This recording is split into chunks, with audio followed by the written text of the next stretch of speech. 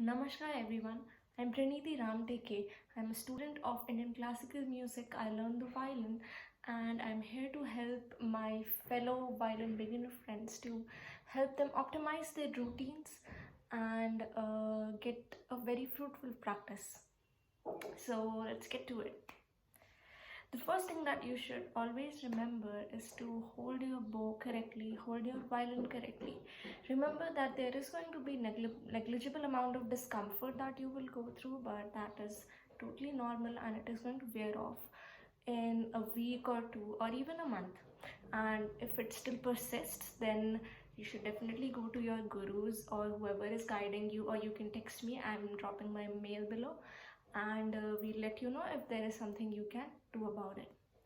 The second thing is you should always start your practice with slow bowing exercise. So the exercise is named 8 counts exercise. So what you're supposed to do is you're supposed to move the bow in one direction for 8 seconds. So you're going to count till 8 and you're not going to change the direction of the bow. It should end on the 8th second. You can elongate it from 8 seconds, it can be 10 seconds, it can be 12 seconds, it can be more, but it should never be less than 8 seconds. You should be able to sustain the bow in one direction for 8 seconds at least.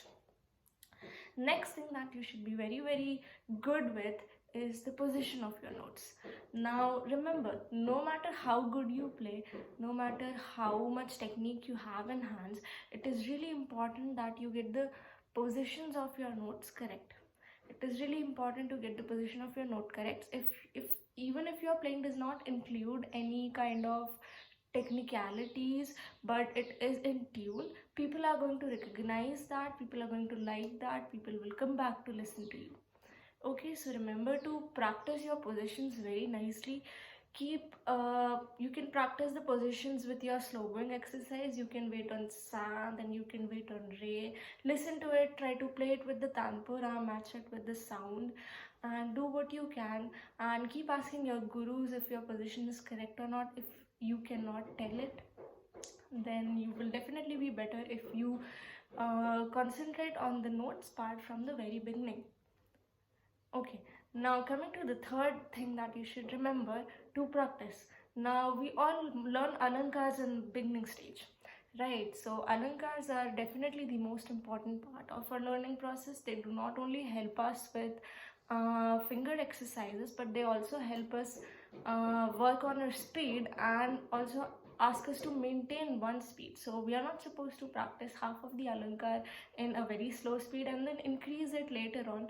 The alankar asks us to maintain a steady speed and practice it like that, right? So remember to practice all your alankars with metronome or with tabla. You can start with practicing it in 100 bpm or 80 bpm or 90 bpm, whatever is comfortable with you. Follow the ratio of 1 beat 1 note, and you can, like this, you can fit all the alankars that you have learned in the metronome or the tabla. Then you can gradually increase the speed every week by 10 bpm, 15 bpm, 5 bpm, whatever is comfortable, whatever pace you can practice it in.